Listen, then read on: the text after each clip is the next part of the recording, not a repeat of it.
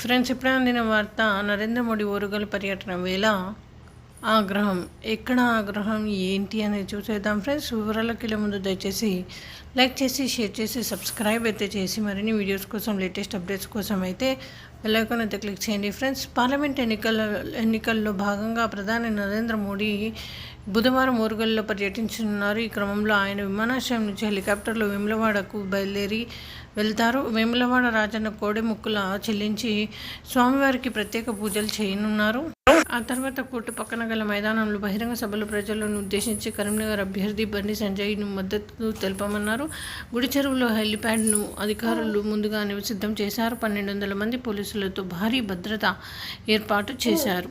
హెలికాప్టర్లలో వేములవాడ నుంచి ఉదయం 11:05 బయలుదేరుతారు. ఉదయం 11:40 మాన్మూర్ హెలిప్యాడ్ చేరుకుంటారు. ఉదయం 11:55 బహిరంగ సభా వేదికపైకి చేరుకుని మధ్యాహ్నం 12 నుంచి 12:50 వరకు ప్రజలను ఉద్దేశించి ప్రసంగించారు.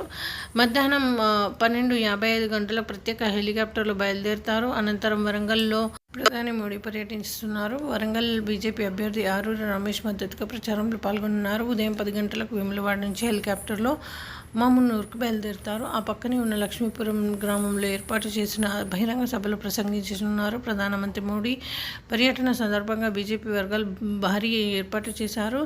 ఎలాంటి అవాంఛనీయ సంఘటన జరగకుండా వరంగల్ జిల్లా పోలీసులు కట్టుదిట్టమైన భద్రతా చర్యలు చేపట్టారు. ప్రధాని మోదీ మధ్యాహ్నం 3:35 ప్రత్యేక విమానంలో తిరుపతి ఎయిర్పోర్ట్కు బయలుదేరుతారు.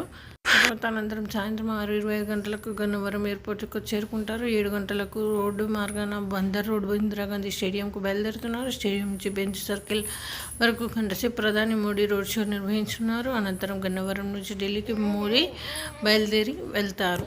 ఎక్కడ ఆగ్రహం అయ్యారు అనేది చూద్దాం. కాంగ్రెస్పై ప్రధాని మోదీ ఫైర్ అయ్యారు.